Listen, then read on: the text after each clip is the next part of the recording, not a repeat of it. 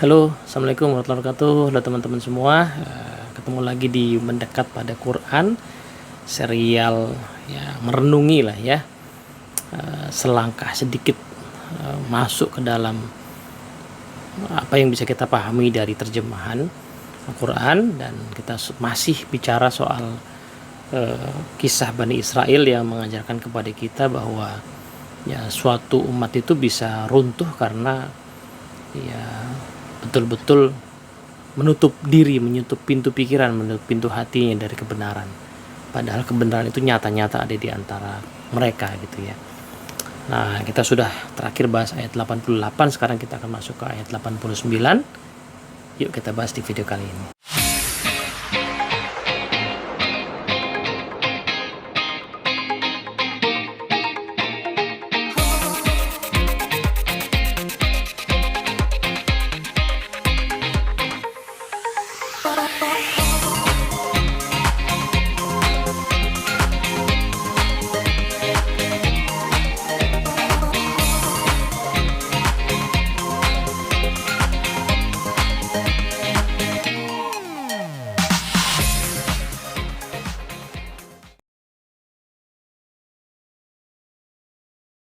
Oke, assalamualaikum warahmatullahi wabarakatuh.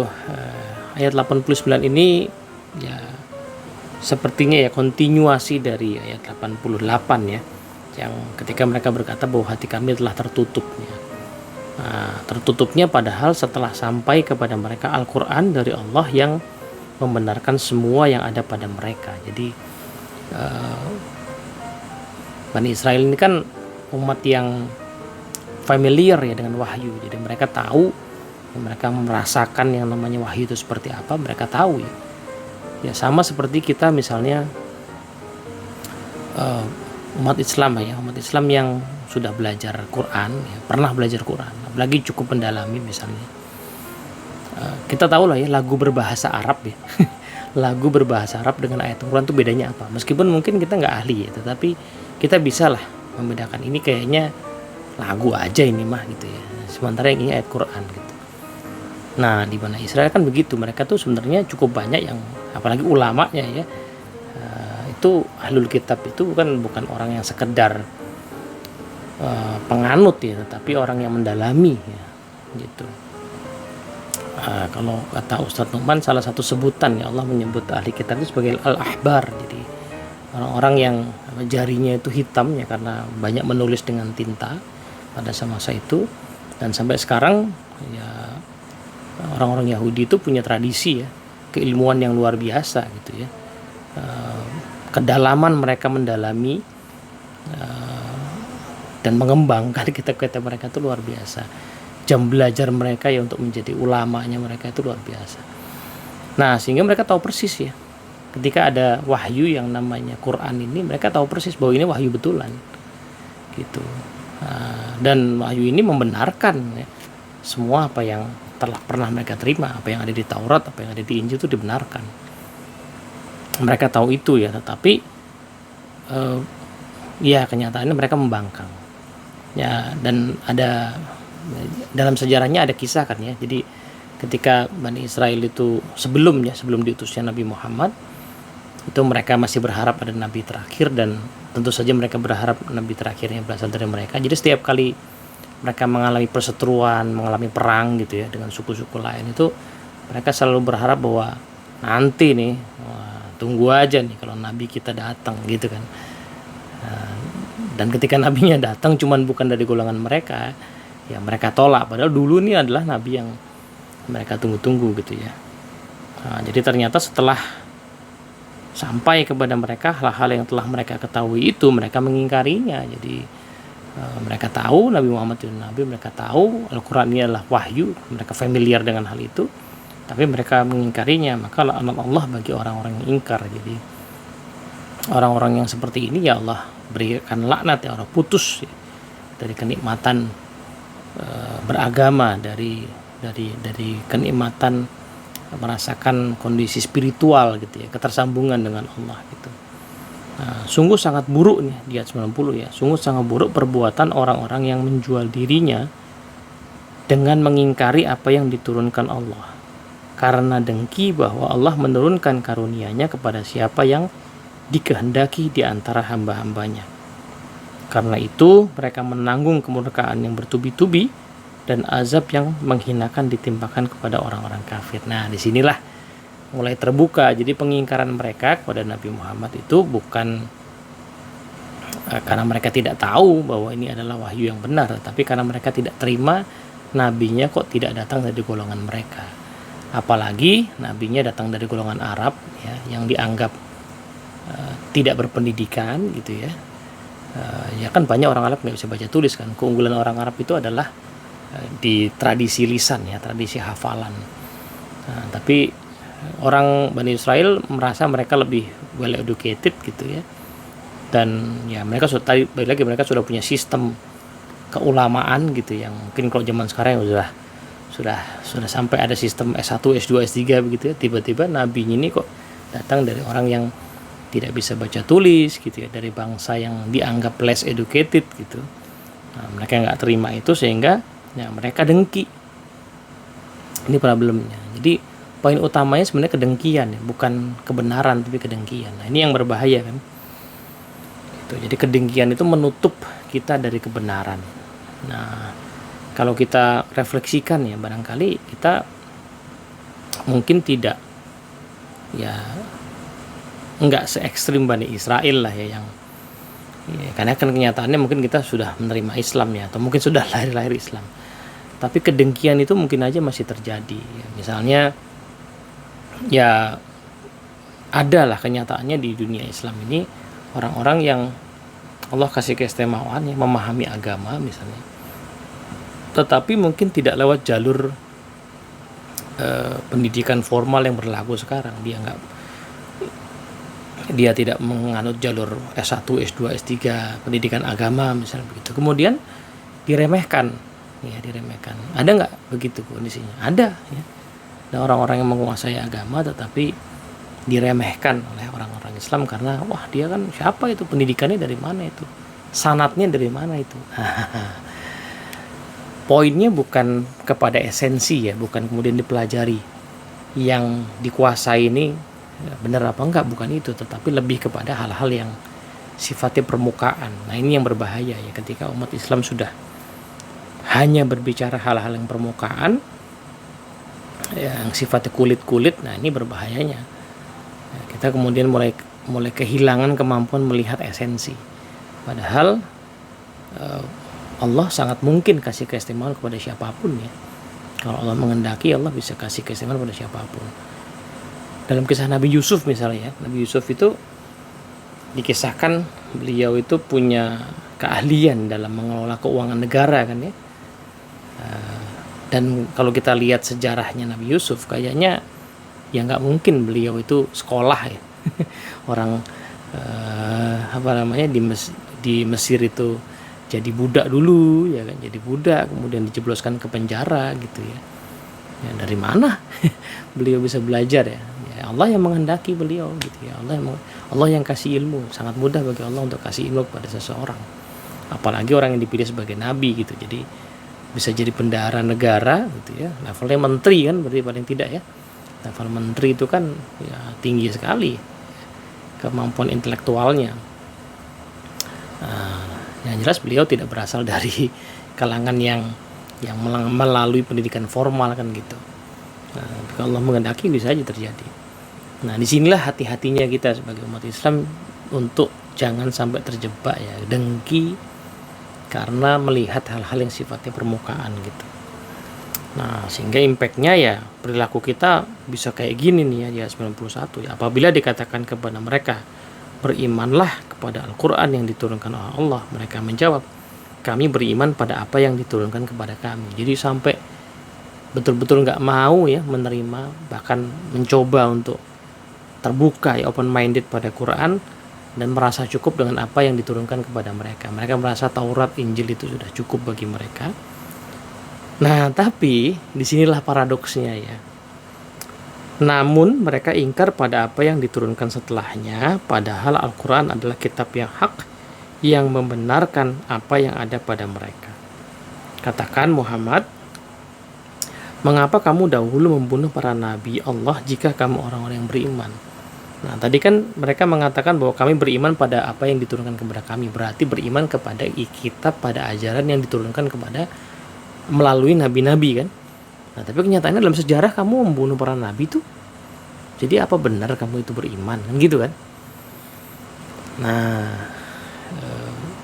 paradoks kan ya. Jadi ini berarti ya betul-betul ya kedengkian yang menghambat mereka untuk beriman, bukan esensi ya, karena ya kenyataannya kalau dibilang mereka dulu beriman kepada ajaran yang lama gitu ya, ajaran yang dibawa para nabi, kok sampai mereka membunuh para nabi, ini kan berbahaya sekali gitu.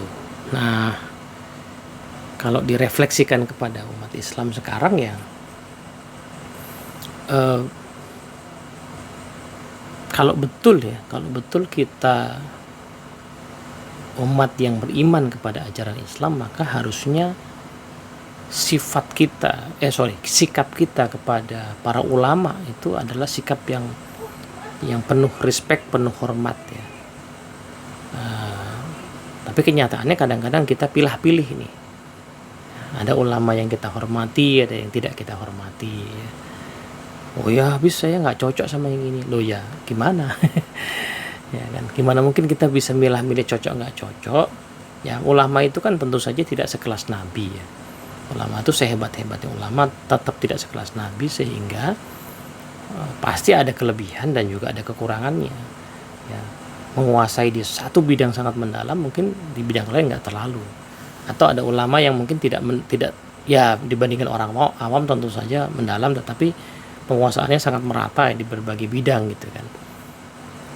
Misalnya kalau kita baca tulisan-tulisannya Buya Hamka misalnya, beliau selalu mengatakan bahwa saya nih cuman tahu macam-macam ya, cuman nggak mendalam. Pengakuan beliau begitu ya. Tetap saja dibandingkan dengan orang awam sih, beliau tetap lebih hebat, tapi beliau mengatakan begitu. Jadi bukan specialized di satu bidang, tapi banyak. Nah, sementara ulama lain mungkin kebalikannya, menguasai fikih tapi tidak mendalam yang lain ya. Mungkin yang lain sekedar tahu. Tentu saja sekedar tahunya juga pasti tetap lebih banyak daripada orang awam. Nah, maka sebenarnya attitude kita adalah yang menghargai semuanya, menghargai semua ulama yang memperjuangkan ya ilmu ini untuk tetap hidup dan bisa dinikmati oleh masyarakat. Ya, terlepas dari bahwa beliau punya kekurangan gitu ya. Kita bisa jadi mungkin punya kecenderungan ya lebih senang belajar sama siapa, itu juga tidak bisa dipungkiri, tetapi jangan sampai sikap kita kemudian ya menjelek-jelekkan ya ulama lain yang tidak sesuai dengan selera kita gitu ya. Nah, kalau misalnya ya kita bilang bahwa ya untuk beriman itu kita butuh evidence misalnya, ya enggak juga sih ya kan. Karena kenyataannya di ayat 92 ya dikatakan lagi, ingatlah ketika Musa datang kepadamu dengan menunjukkan bukti-bukti kebenaran, lalu kamu menjadikan anak sapi sebagai sesembahan setelah kepergiannya. Sungguh kamu orang-orang zalim. Sekali lagi ini efek echo ya. Ini kan kisah Nabi Musa yang tadi habis menerima kitab suci, meninggalkan mereka 40 hari, mereka menambah patung sapi. Ini kan sudah disebutkan sebelumnya. Ya, kalau kita konekkan dengan ayat sebelumnya, berarti ya tadi ya mereka mengaku beriman, tapi kenyataannya waktu zaman Nabi Musa pun kamu membangkang juga tuh ya. Padahal kamu melihat sendiri kekuasaan mukjizat yang diberikan kepada Nabi Musa. Kamu melihat secara tangible gitu ya. Tapi itu kamu membangkang juga. Jadi misalnya tadi kamu mengatakan kami beriman kepada apa yang diturunkan pada kami, zaman Musa loh. Zaman Musa yang sudah menyelamatkan kamu itu kamu kayak gitu. Ya kan? Nah, bahkan ya ingatlah ketika kami mengambil janjimu dan kami angkat gunung Sinai di atasmu. Nah, ini juga sekali lagi udah disinggung sebelumnya ya. Jadi seperti echo diingatkan lagi. Pegang teguh apa yang kami berikan kepadamu dan dengarkanlah. Mereka menjawab, kami mendengarkan tetapi kami tidak mentaatinya. Nah, saya agak bingung awal mulanya maksudnya bagaimana ya. Tapi salah satu penjelasan yang diuraikan oleh Ustadz Nu'man ya waktu itu menarik ya, bahwa kami mendengar tapi tidak menaatinya itu kan mungkin tidak explicitly keluar ya dari kalimat mereka, tetapi itu ada di dalam hati mereka gitu. Jadi sudah diancam dengan gunung di atas mereka itu pun mereka mungkin iya kami, tapi sebenarnya dalam hati mereka nggak begitu. Nah ini dibuka sama Allah gitu ya, dibuka. Nanti beberapa ayat setelah ini akan ada bahasannya betapa Bani Israel itu tidak menyukai malaikat Jibril, karena malaikat Jibril itu malaikat penyampai wahyu yang di zaman Nabi Muhammad ini mengekspos ya sejarah-sejarah mereka yang disembunyikan. Salah satunya bagian ini, bahwa mereka pernah yang mencoba menipu Allah gitu ya, dengan berpura-pura taat padahal di dalam hatinya tidak. Kemudian ditumbuhkan dalam hati mereka kecintaan menyembah patung anak sapi karena kekafiran mereka. Katakan sungguh buruk perintah dalam kepercayaanmu itu jika kamu orang-orang beriman. Nah ini jadi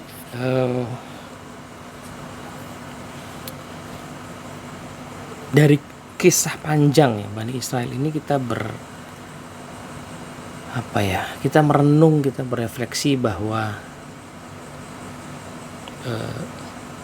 kenapa kok di awal di Al-Fatihah itu sampai ada bahasan tentang orang-orang yang dimurkai ya, al-maghdub gitu ya, yang dimurkai ya, karena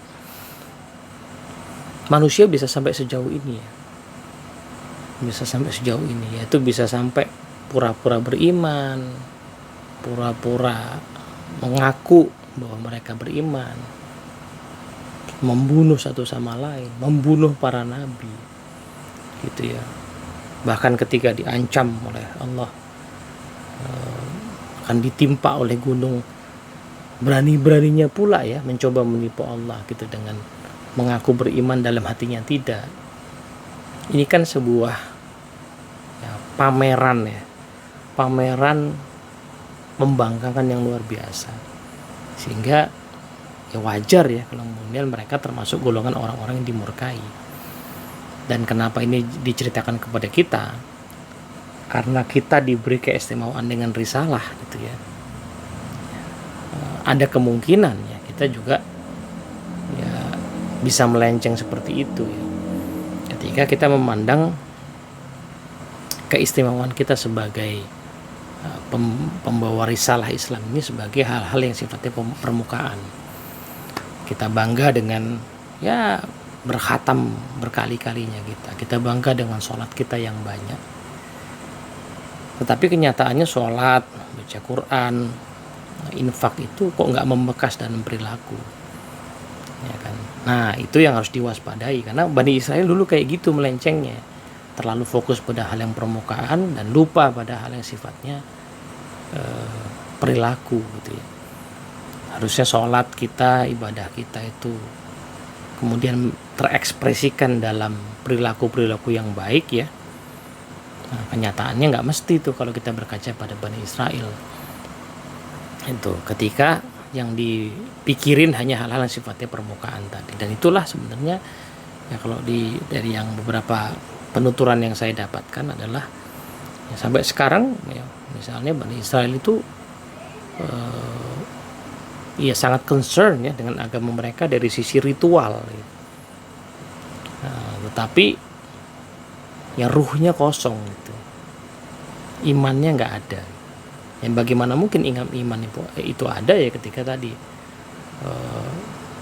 ada kebenaran di depan mata kok tidak membuat mereka beriman, tetapi justru menimbulkan pembangkangan lebih membangkangkan.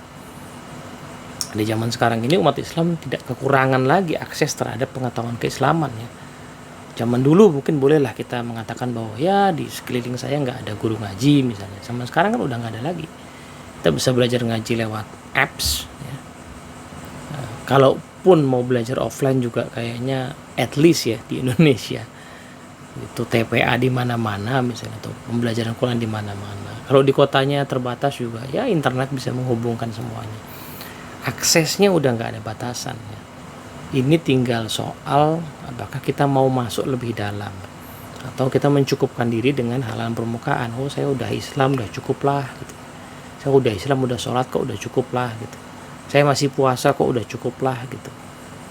Nah, pertanyaan yang perlu kita refleksikan pada kita adalah apakah sholat kita, puasa kita, ibadah kita itu sudah mendorong kita menjadi umat atau manusia yang baik ya, yang bisa mengelola alam ini, atau ya sekedar ritual gitu ya. Kita nggak merasakan keimanan pada Allah, kita nggak merasakan kebenaran pada Quran gitu ya. Kita mungkin khatam berkali-kali, tapi apakah khatam berkali-kali itu kemudian juga ya mendorong kita untuk mencoba memahami isinya ya, bukan cuman ngajinya aja, tapi mencoba memahami isinya dan kemudian mengambil hikmah lalu menggerakkan diri kita menjadi orang lebih baik gitu. Nah, ini yang perlu kita renungkan, karena kalau nggak begini ya ada potensi ya kita menjadi seperti Bani Israel ya, yaitu ngakunya sebagai umat yang istimewa ya, misalnya. Nah, ini di ayat 94 nih ya, katakan Muhammad, jika kamu menganggap surga Allah di akhirat khusus untukmu, bukan untuk orang lain, mintalah kematian jika kamu benar. Ini salah satu kengawurannya Bani Israel begini ya, saking mereka dengkinya itu sampai mengatakan bahwa tenang aja ya, yang masuk surga itu cuman kami ya, yang orang lain gak akan masuk surga gitu. Nah, ini kan problematik ya. Di umat Islam juga ada gitu ya, ada umat Islam yang sangat meyakini bahwa cuman kita yang bakal masuk surga. Ya mungkin iya iya betul, orang Islam itu akan masuk surga. Pertanyaannya, apakah kita masuk dalam golongan orang Islam yang itu? Kalau kualitasnya masih kayak gini, kan itu problemnya ya kan. Betul, orang yang beriman, yang beribadah, yang beramal soleh itu akan masuk surga, dijamin. Pertanyaannya, apakah amal soleh kita, iman kita sudah masuk dalam golongan itu? Nah, maka cara ngetesnya gimana? Nah, Bani Israel dikasih tahu sama Nabi, ya kalau yakin maka harapkanlah kematianmu. Coba bayangin kamu mati sekarang, yakin nggak kamu? Nah, sama dengan kita ya. Ya, kalau kita merasa kita ini umat Islam dan cukup dengan keislaman kita, bayangin kita mati sekarang deh. Bayangin kita mati sekarang, dan apakah kita yakin amal kita ini cukup? Nah, kalau saya merefleksi kok kayaknya belum cukup gitu ya. Nah, hati-hati ya untuk mengklaim seperti ini, karena ini gejala yang terjadi pada Bani Israel, dan bisa jadi kita terjerumus ke sana gitu. Begitu dulu, moga-moga manfaat. Assalamualaikum warahmatullahi wabarakatuh.